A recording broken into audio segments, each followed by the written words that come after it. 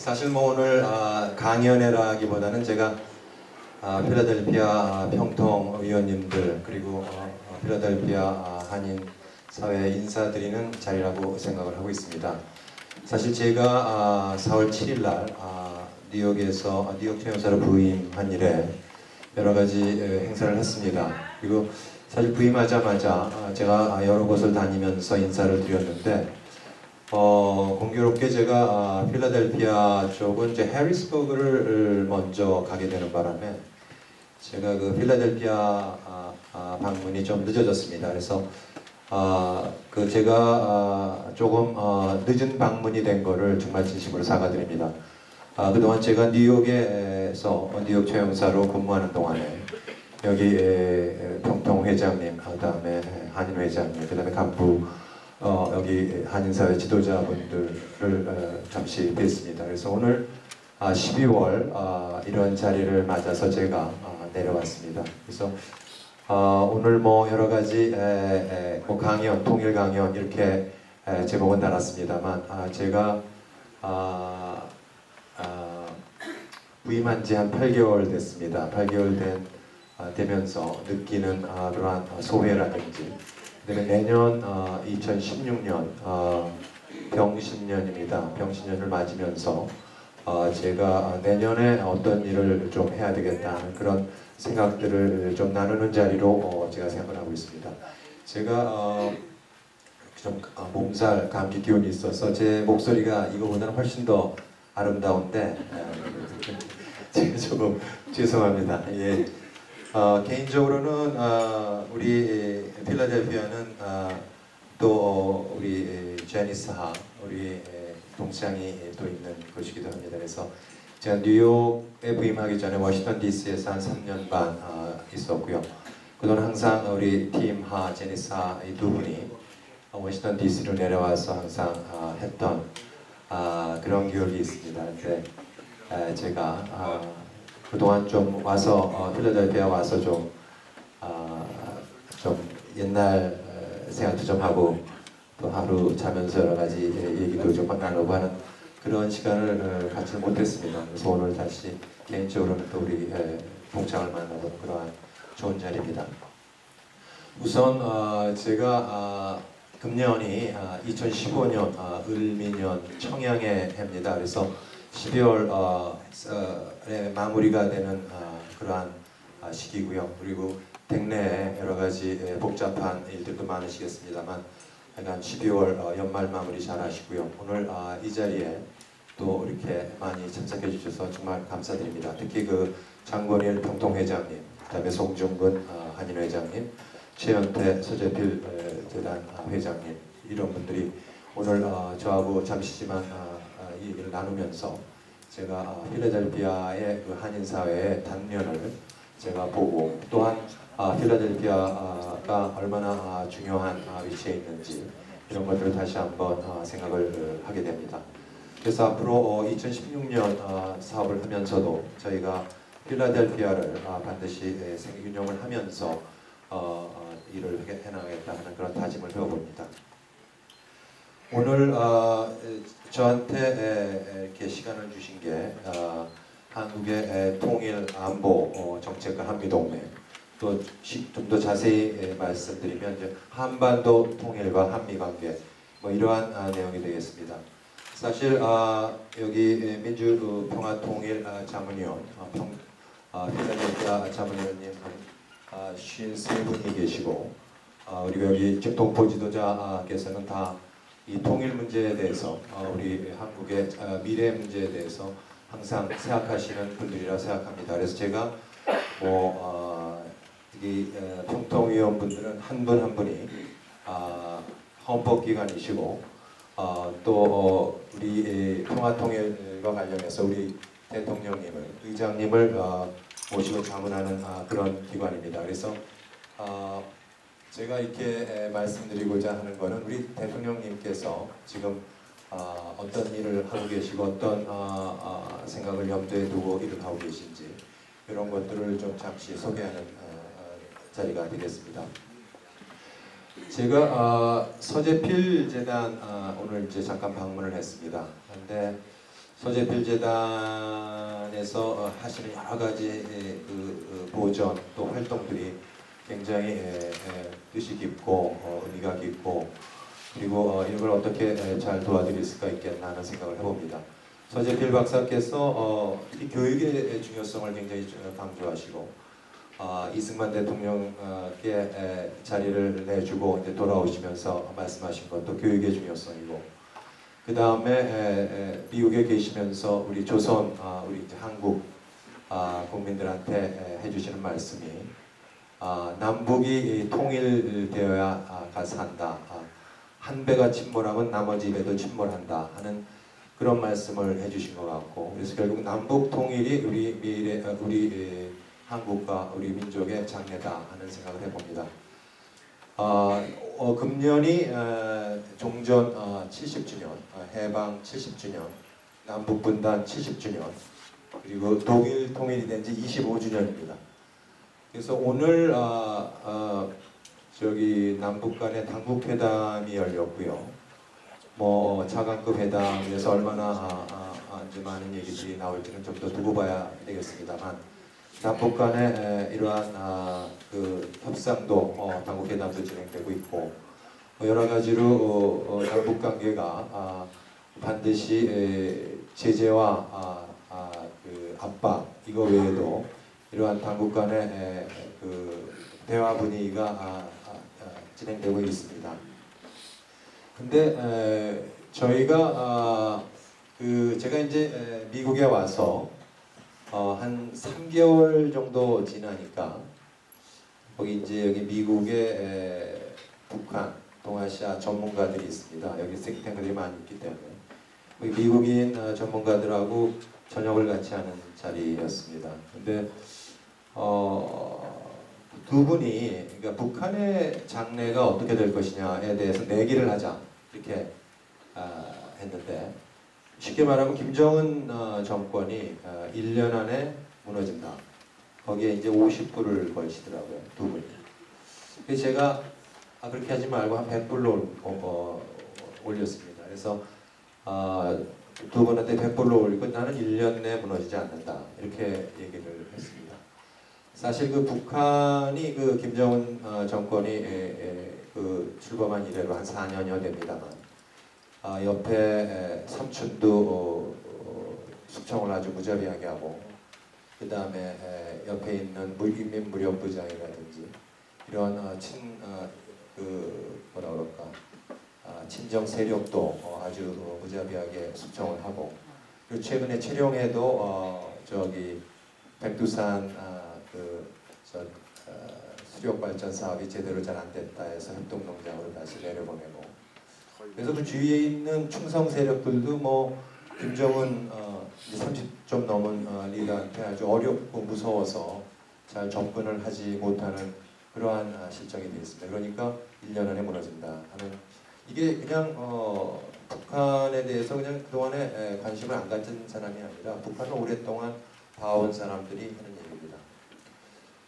근데 저는 이제 그거보다 좀 오래 갈 거다 하는 거고요. 대부분 한 10년을 바라보면서 10년 이내에는 무너질지 모른다, 무너질 것이다 라는 게 과반수가 넘어가는 것 같습니다. 지난번 대통령께서 두 차례에 걸쳐서 우리 뉴욕, 그다음에 워싱턴 DC를 방문을 했습니다.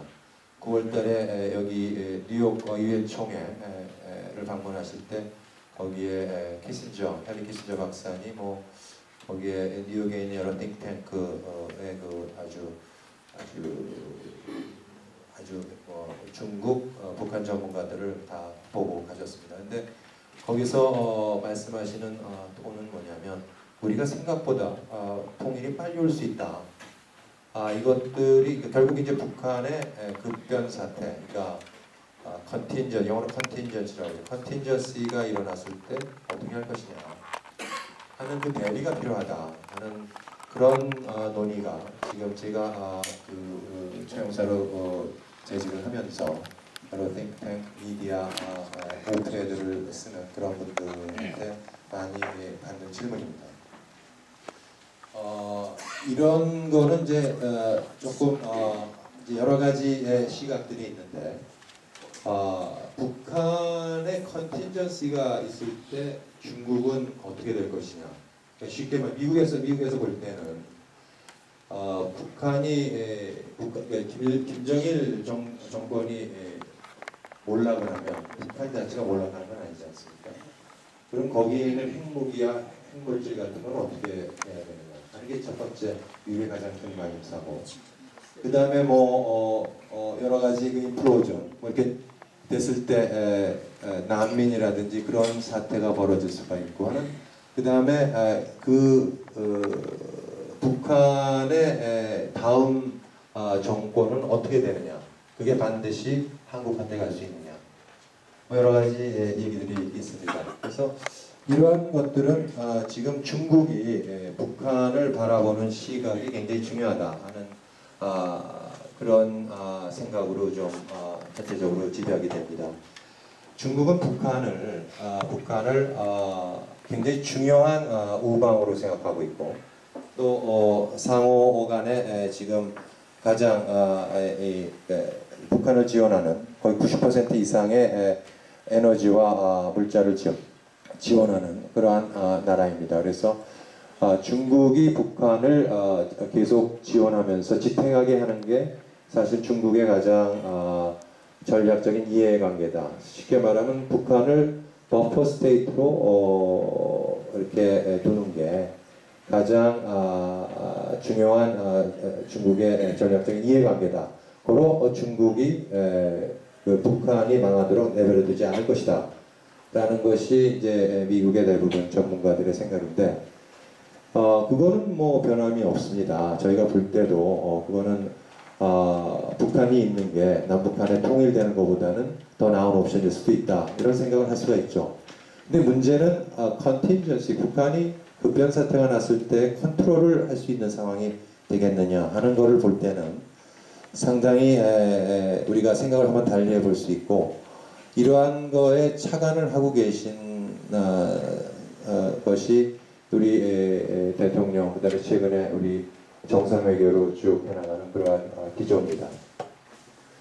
잘 아시다시피 우리 유엔 방문하기 전에 우리 대통령께서 중국을 방문하셨고, 9월에 전승절 기념식에 이제 시진핑 주석의 초청을 받아서 티아너멘 스퀘어의 그 광장의 리뷰 스탠드에 시진핑, 푸틴 대통령, 한국 대통령 이렇게 해서 참석을 했고, 체령에는 처음에 맨 왼쪽에 있는 그러한 그림이 보도가 됐습니다. 그래서 사실은 미국 내에서도 이게 한국이 너무 중국에 경사되는 거 아니냐 하는 그런 시각을 갖고 있는 분들이 꽤 많았습니다. 근데 이제 저희가 중국을 간 이유는 아주 분명합니다.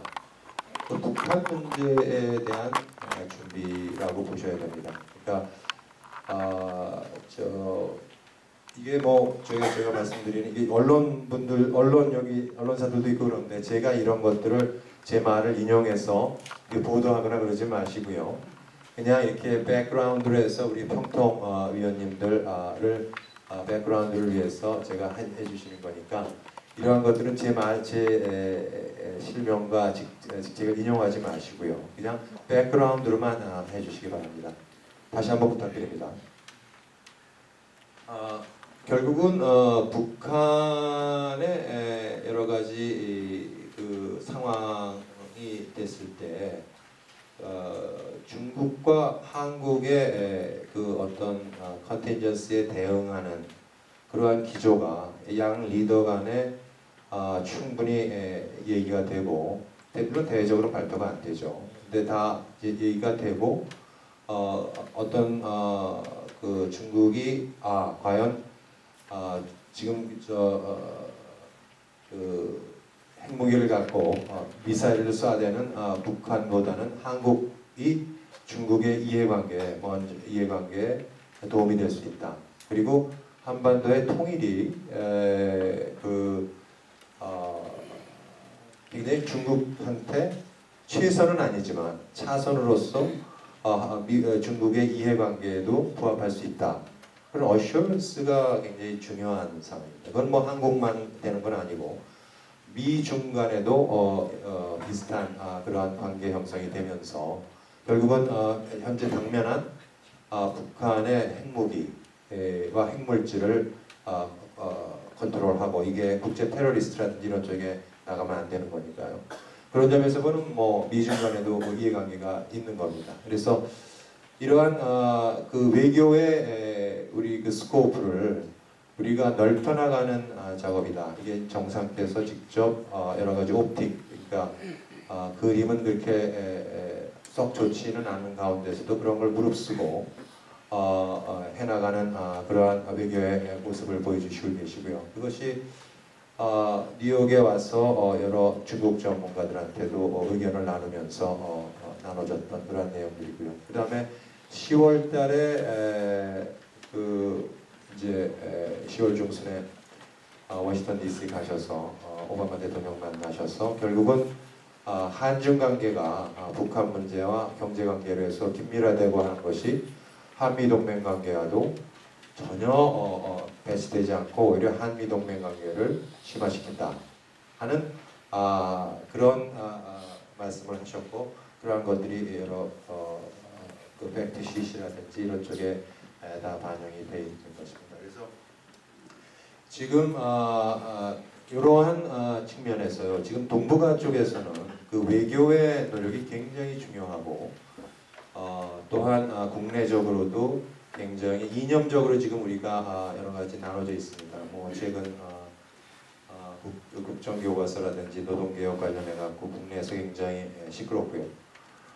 그런 게 이제 외신에도 나면서 이제 우리나라에서의 그 여러 가지의 이슈, 정책 개혁과 관련된 개혁 정책과 관련된 여러 가지의 뭐라 그럴까 이론이 여과 없이 이제 바깥에 나와서 이제 각 정치의 정형에 따라서 다르게 묘사되는 그러한 현상도 좀 있게 됩니다. 우선 그 외교적으로 제가 말씀을 드리면 지금 오바마 대통령 정부에서 지금 취하고 있는 정책이 Rebalance to Asia, Pivot Asia. 결국 미국이 아시아로의 회귀 정책을 의미합니다. 근데 이게 왜 미국이 아시아로의 회귀를 하느냐? 그러니까 Rebalance to Asia, Pivot to Asia. 쉽게 말하면 중동 쪽에 몰입돼 있었던 미국의 외교 정책이 이제는 거기만 해갖고는 안 되고 아시아에도 동등한 비중을 두면서 우리가 밸런스를 해나가야 되겠다 하는 겁니다. 거긴 몇 가지 이유가 있는데, 첫째는 그 중국의 부상입니다. 중국이 넘버 2 에코노미고, 또 중국이 군사적으로, 그다음에 경제적으로 굉장히 대국이 되면서 굉장히 자기 주장을 하고 있고, 또한 지난번 미국과의 관계 설정에도 신형 대국 관계, 결국 쉽게 말하면 미국 주도의 세계 질서를 이제 물론 뭐 슈퍼파워 미국이 그는 분명히 인정을 하지만 그래도 중국과의 신형 대국 관계에서의 중국의 롤도 좀 해나가겠다 하는 그런 앰비션이 있는 겁니다. 그래서 특히 시진핑 주석은 그러한 신형 대국 관계를 끌어나가는 그러한 지도자고요. 그런 점에서 보면 미국에서 굉장히 그 공화당이나 이런 쪽에서 보면 굉장히 이번에 중국 배싱 하는 그런 거에 많이 여러분들이 많이 볼 겁니다. 요즘에 뭐 트럼프 후보가 나와서 여러 가지 이민 관련된 뭐 테러 관련해서 이상한 얘기를 많이 하셔서 조금 산만하게 되겠습니다. 이러한 중국의 부상을 어떻게 밸런스를 해나가느냐, 첫 번째 미국이 생각하는 도전입니다. 두 번째는 그러니까 중국이 2위로 되다 보니까 일본이 이제 3위로 되지 않습니까? 3위로 되다 보니까 이제 그동안 lost decades, 그러니까 일본이 그동안에 하여간 침체된 경제와 침체된 국력, 그 다음에 프라임 미니스터 수상이 한 10년 내에 7, 8명 바뀌고 막 그런 그래서 이제 아베 정부가 출범을 해서 좀 견고한 기조를 보이고 있는 반면에 굉장히 오른쪽으로 지향해 나가는, 특히 우경화하면서 과거사 문제를 다시 해석하고, 일본의 안보법안 금년 9월에 통과를 했습니다만 안보법안을 9월에 통과시키면서 특히 동아 아태 지역 글로벌리 군사적인 역할을 확대해 나간다. 특히 이제 국제 재난 구조라든지 PKO 피스키핑 맞습니다. 피스키핑 오퍼레이션이라든지 뭐 이런 특히 이제 미사일 디펜스 이런 쪽에서 특히 중국을 겨냥한 거죠. 이런 쪽에서 역할을 증진해 나가겠다 하는 좀 현상 변경의 움직임입니다. 중국도 현상 변경을 하고 있고 일본도 현상 변경을 하고 있습니다. 그리고 북한도 또 하나는 이제 미국이 보는 게 북한의 핵과 미사일 위협이죠. 특히 이제 김정은 정권이 한 4년여 됐습니다만 저게 언제 무너질지도 모르겠고 저걸 어떻게 해야 될 건가. 그럼 결국 그걸 하려면 중국하고 협력도 해야 되고 그죠. 그리고 중국이 남중국해에서 인공섬에 활주로 내고 일방적으로 영유권 주장하려고 하고, 그리고 센카쿠 아일랜드 조도 거기에 분쟁도 굉장히 무력 군사 시위에 의해서 마찰을 일으키고 이런 것들이 굉장히 미국한테는 굉장히 위협을 주고 그 다음에 인근 국가들한테 위협을 주는 거죠. 그러니까 이러한 여러 가지의 다양한 이해관계가 있습니다. 북한을 바라보는 시각에서는 미중 간의 협력을 해나가야 되는 부분이 분명히 있는 반면에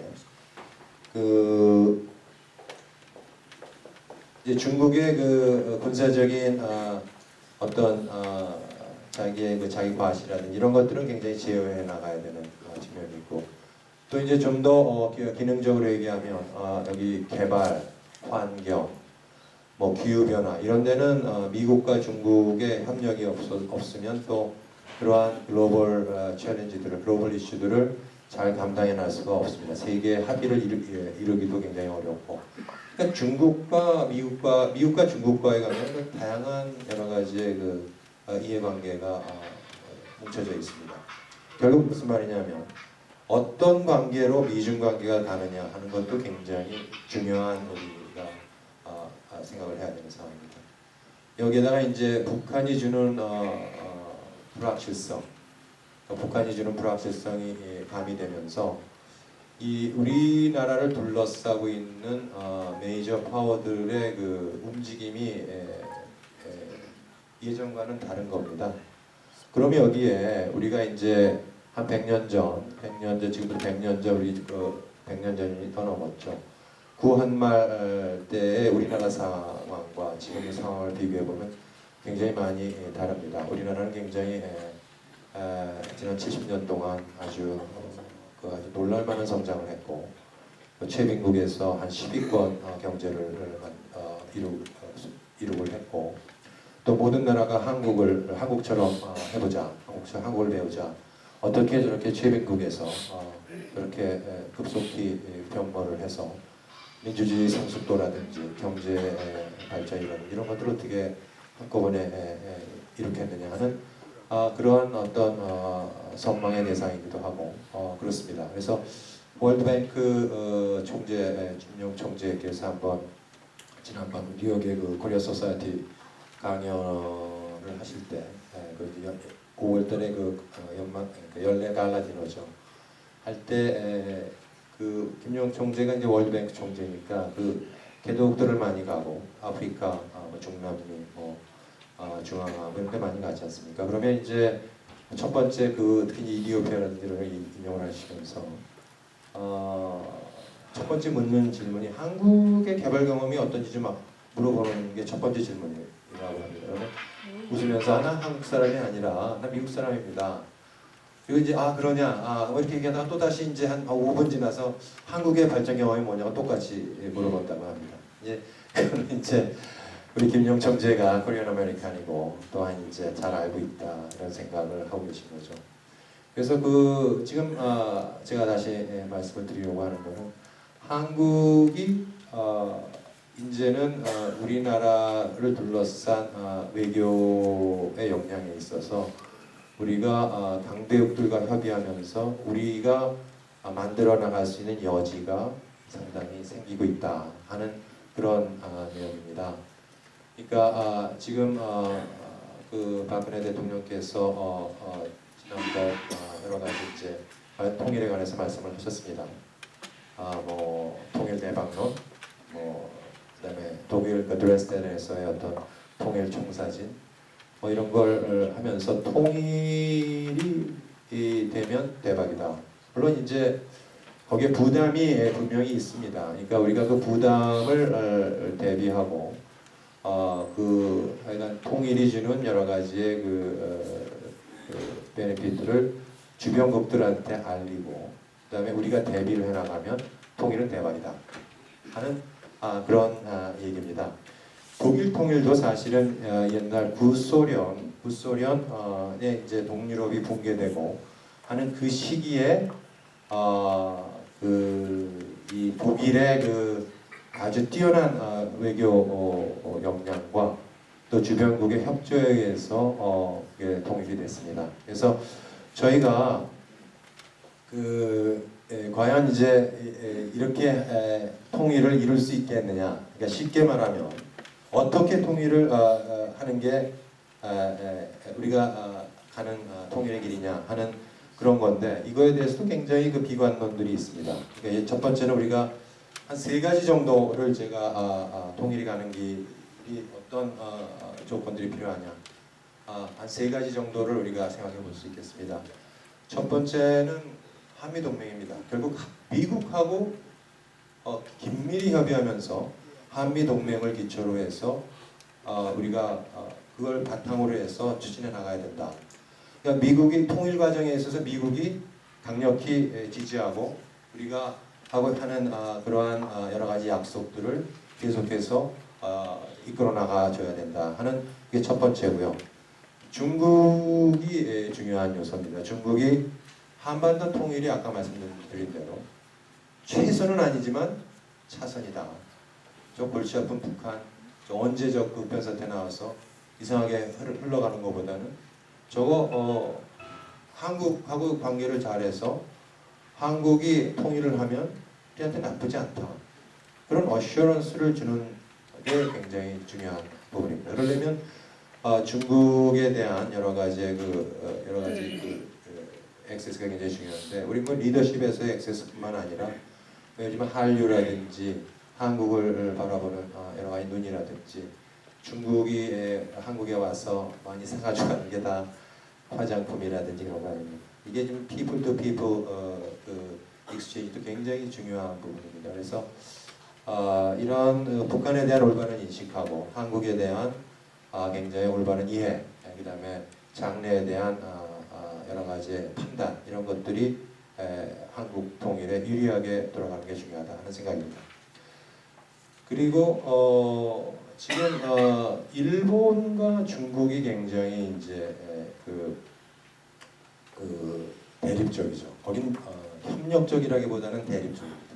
그러니까 과거사 문제, 그러니까 안보 문제나 이런 걸로 얘기를 하려면 한국, 미국, 한국, 일본이 가깝고 한국, 미국, 미국, 일본이 동맹관계고 한미일이 협력을 하면서 북한의 미사일이라든지 안보 위협에 대응하는 그러한 체제입니다.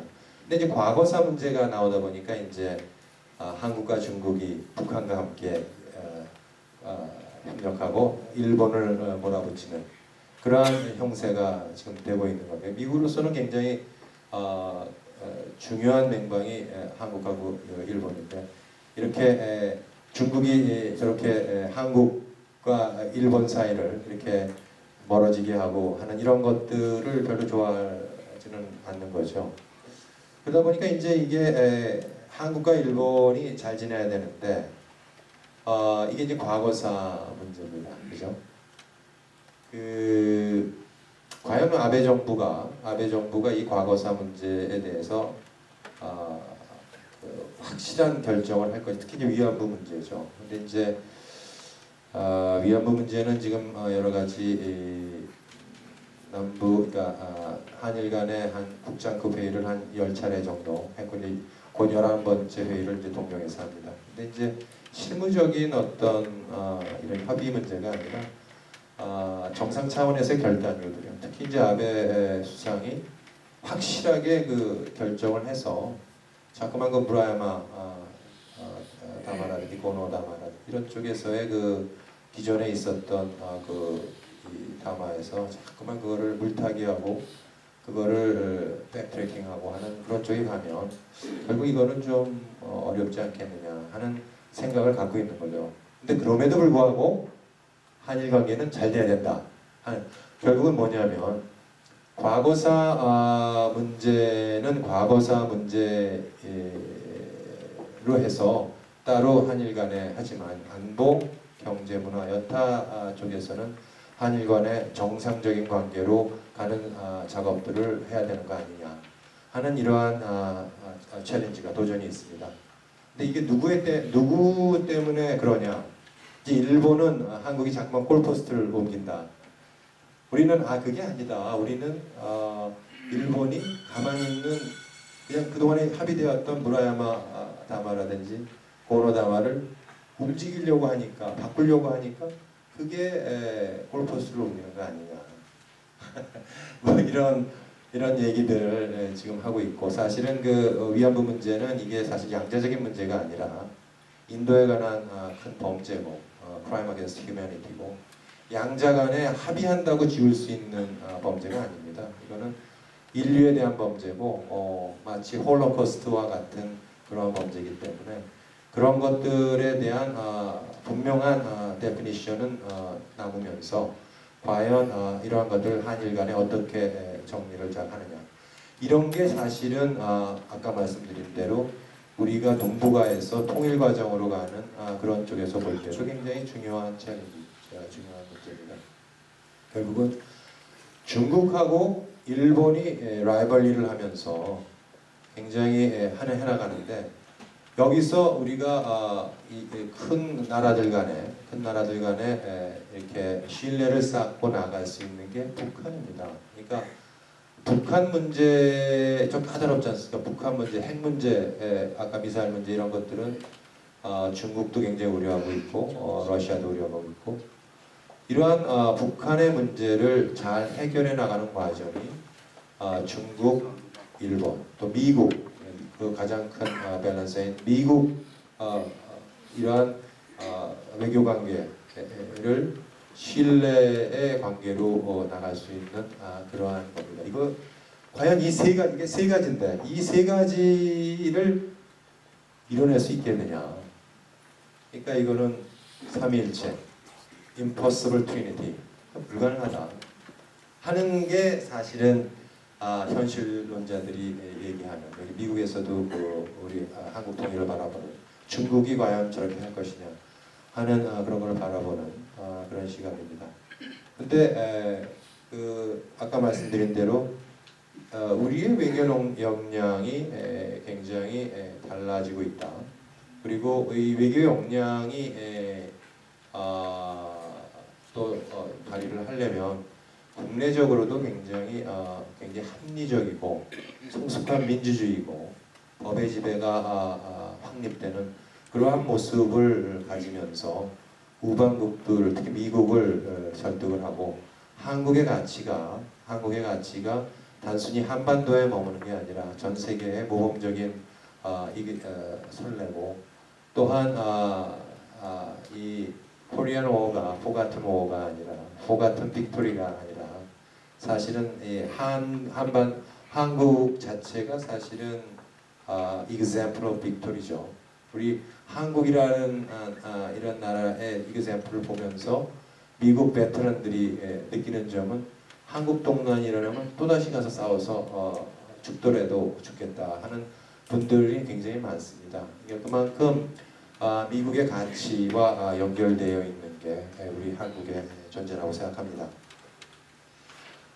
제가 좀 장황하게 얘기를 했습니다. 그래서 조금 여러 가지 이제 앞으로 내년도를 보면서 우리가 이제 여러 가지 일을 합니다만 특히 이제 이 한중일 간의 어떤 협력의 대화의 물꼬를 좀 해나가고 특히 한일 간의 이러한 과거사 문제를 잘 정리를 해나가고 앞으로 전향적으로 해나가고 특히 미중 관계를 굉장히 그 견제와 대립 측면도 있습니다만 굉장히 협력의 측면, 특히 북한과 어떤 글로벌 이슈들에서의 협력 관계 쪽을 좀 나가면서 우리가 그 노력을 쭉 해나간다면 굉장히 앞으로 통일 준비라든지 앞으로 통일의 기회가 왔을 때 굉장히 좋은